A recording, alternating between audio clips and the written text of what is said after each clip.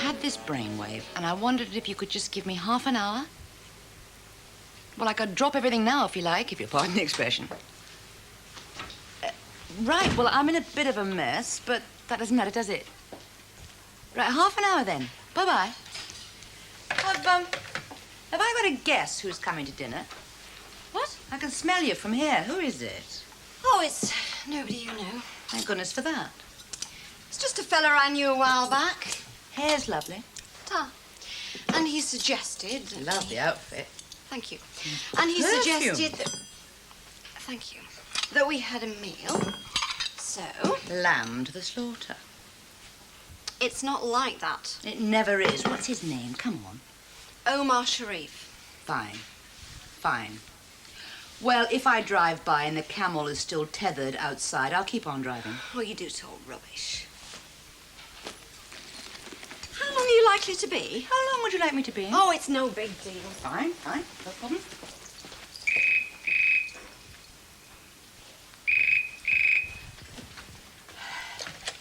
Hello? Oh, I see, yes. No problem. I'll give her the message. Right you are. Bye-bye. That was Omar. He sends his apologies. But at 12 o'clock, he turns back into a waiter. Now, listen. He's going to be 10 minutes late, which gives you a chance for some more perfume, I should think, doesn't it? No, it's only... I know, it's just dinner with an old friend, you said. No, I mean... I'll make it 1 o'clock to be on the safe side. No, there's no need. Now, he just asked me out for a meal, right? And I didn't want to. I was bored, you know, and then I felt guilty, so I thought he could come back here for a meal. It's terrific. It's as simple as that. I know. There's nothing else going on. There's no problem, I understand. Can I tell you something, though? What? For a girl who doesn't give a damn, you are wearing a hell of a lot of perfume. Well, it's not just going to be a 5-minute job, I'm afraid. I better prepare it today and then come in first thing in the morning and finish it off. Do you think he'll know? No? Well, notice. Well, he's bound to, unless you pinch his glasses. Doesn't wear glasses. He's not being very cooperative, is he? No. Well, I suppose a little shading of the paintwork is easier to explain than a dent or a scratch, so you better go ahead. Well, won't he need the car? No, we won't be needing it tonight. So what time tomorrow morning? Well, I'll get in early and sort of get at it, finish it off, or about, what, 10-ish? Who could ask for more? You'd be surprised, Mrs. H. Oh, at least I can breathe again. Mind if I ask what's going on? I look out of the window and see you driving my car across the car park, and now it's parked in your workshop. Well, yes. Yeah, well... Why? Well, didn't you notice anything, darling? No, the lights aren't on out there. Why? I think we better come clean, Mrs. H, on this. Yes. Your good lady found a bump on the cargo. A bump? Near rear side wing, yes. Oh, hell. Titchy. Well, I can get rid of it, don't worry. Who did it? Well, who knows? I mean, you leave a car in a car park in this place, I mean, you know, someone comes along, they're not very careful, and that's it. Sickening. Absolutely, but what can you do about it? Why didn't you come and tell me about it? Well, The thing is, well, she didn't want to worry you see, so she asked me if I could have a go at it and make it look as good as new, and I thought, well, save you any worry, we'd do just that. Quite. Wish Maeve felt the same way and did that for me.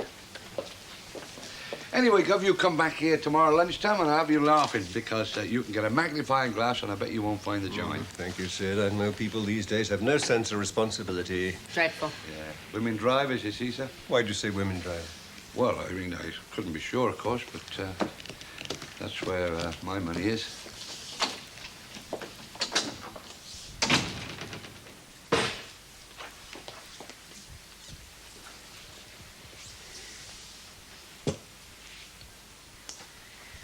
Half an hour, you said. Who's counting? Well, I expect Dr. Wilcox is. He's a very busy man. And you? What? Trying to get rid of me before Prince Charming arrives? Oh, do me a favour.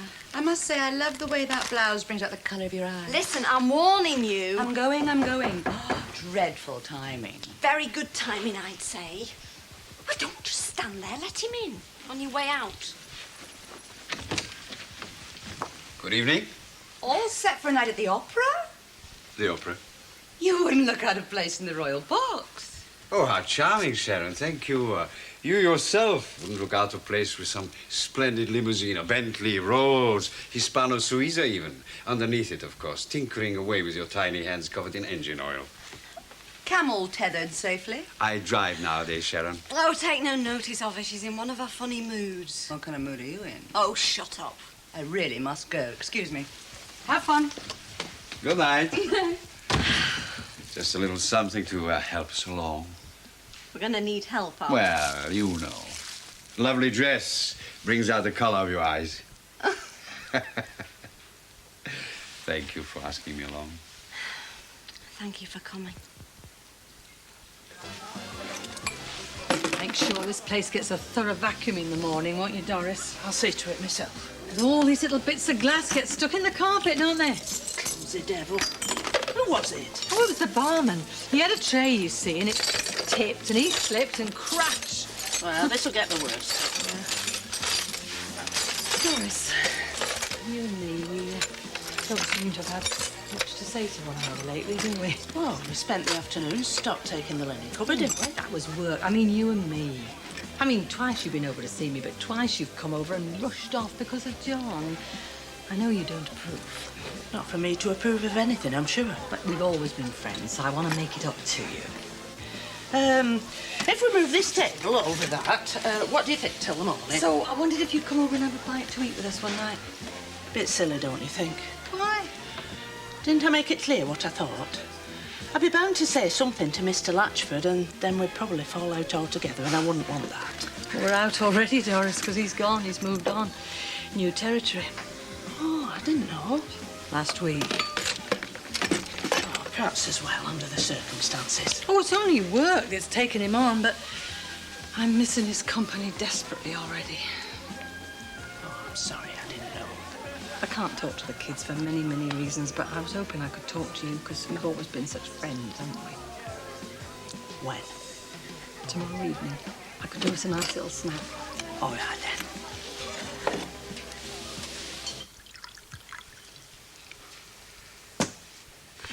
Thank you.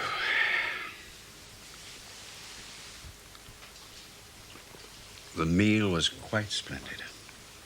Flatterer. Only if it's due. Thanks.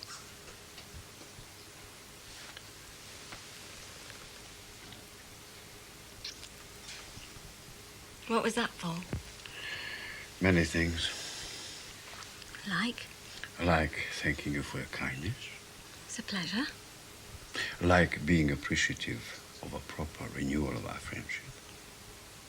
Proper is a very funny word. Well, real then. Like being unable to resist the look in your eyes. Oh, you do go on, don't you? Only think that is.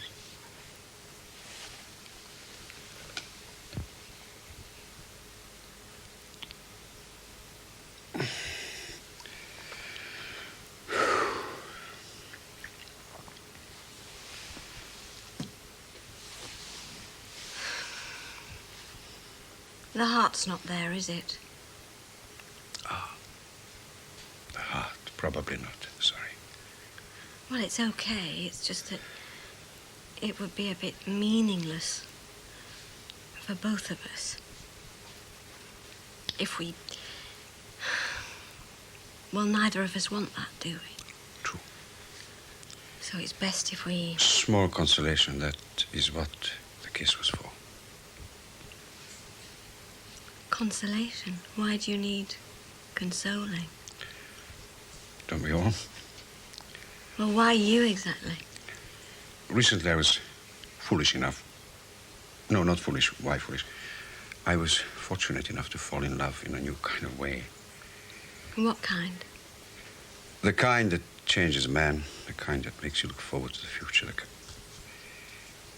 Normally, I want to capture moments. Sublime moments. Ecstasies, and hang on to them forever. Well, you're not alone there, are you? The moments were there, but I found myself looking beyond them for some kind of permanence.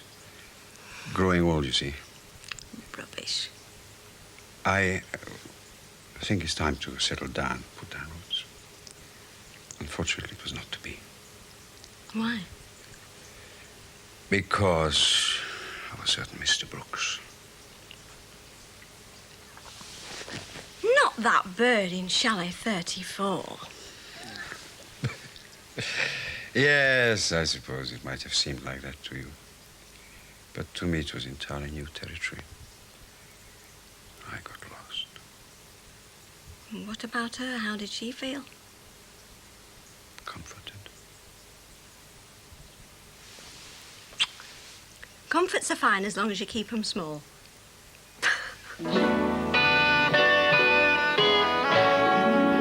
Morning, I said I'd be early so I could have some time. I've got the bloke coming to lay the carpet upstairs.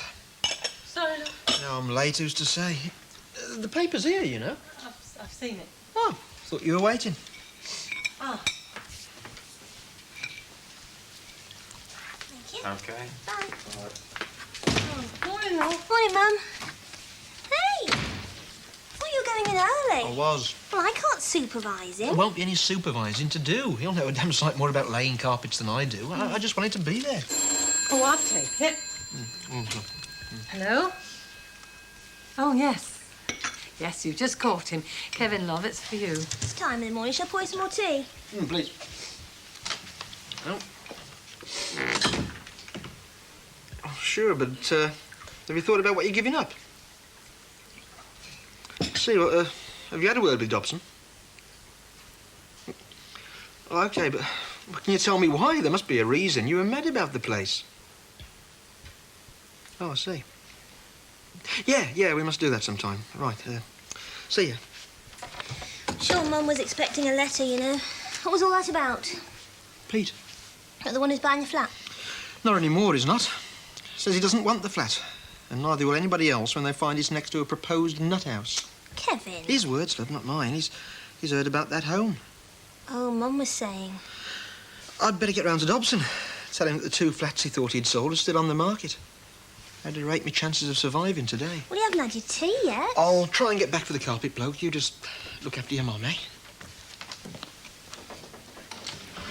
Nice place, is it? Well, it wasn't what I expected. It's better. Treat them well, do they? Oh, it's not like that. They haven't got people telling them what to do. It's their home. There was one bloke in there, well, just a bit younger than me, and he was in an hospital till last year. Good luck to 'em, I say. Yeah, well, I'll get back and do that oil. Right, see you later, love. Give my regards to Mavis. Of course I will, Doris. Hey, listen, why don't you drop around one night and have a bite to eat? Oh, lovely idea.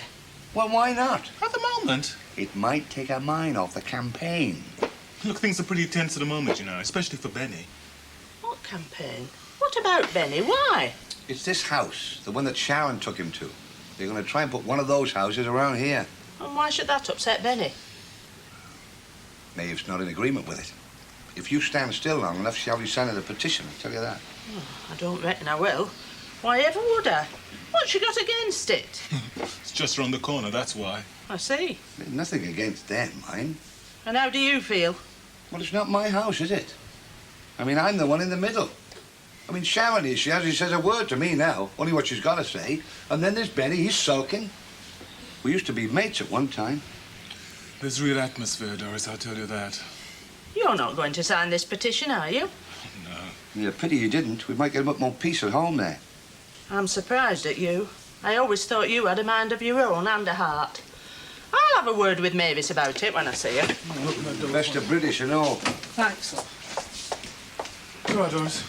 It's marvellous, isn't it? People are always in favour of the house, the ones that live further away from it.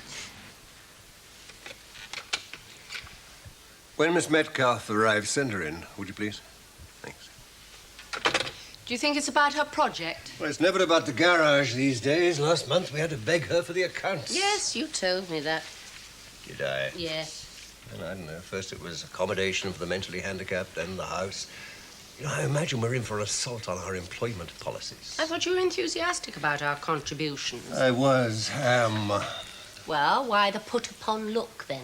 I also have a business to run, and good causes are not, as Chris would say, my scene. Yes, well, they're certainly not his. That's what makes Chris, Chris. But you're wrong about you. You agreed to go ahead with the holiday bookings. Money doesn't require courage, but that did. Come in. Morning. Good, you're here. I hoped you would be. Sit down. About this house? Now, I realise what you've done for us already, but I would like to ask something else. Oh, what do you need? Well, I suppose you've heard there's local opposition to the house. Yes, I wasn't surprised. We had some resistance here, too, to the holiday accommodation. I was surprised at the intensity of the feeling. Sid Hooper says it's a case of do-gooders trying to force their will on the community. I never understand why it's so awful to be a do-gooder. I just don't understand it. The Handicap Society are getting up a committee of supporters for a public meeting. Now, people who are not related. They have no personal interest, just people who are interested in the community, important people, and we would like you to chair it. And you're a celebrity. Oh, I've seen your books snatched off the shelves as soon as they're restacked. Would you be interested? No. No, that would overload the committee with representatives from one business. I mean, it would seem like a wing of the Crossroads Motel. We need all the help we can get. Sharon, will this month's accounts be on time? Yes, no problem. I'll consider it. I have considered it. Good. Yes. Right, well, thank you all for your time. Be in touch. Okay.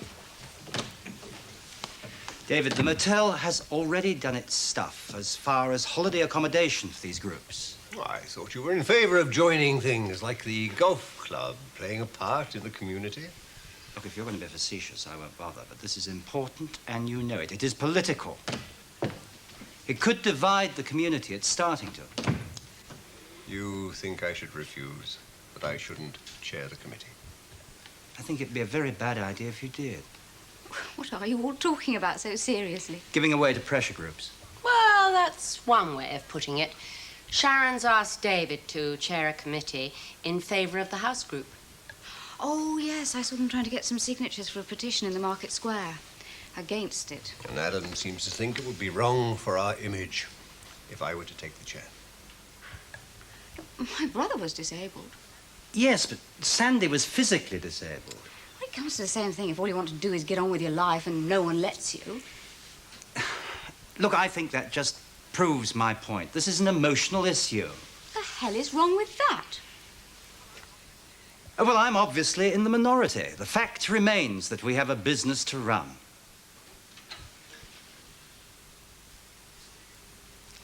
Saw Sharon leaving a moment ago. I'm just going to go and have a word.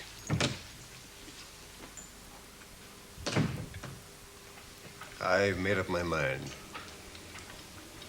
I'll chair the committee.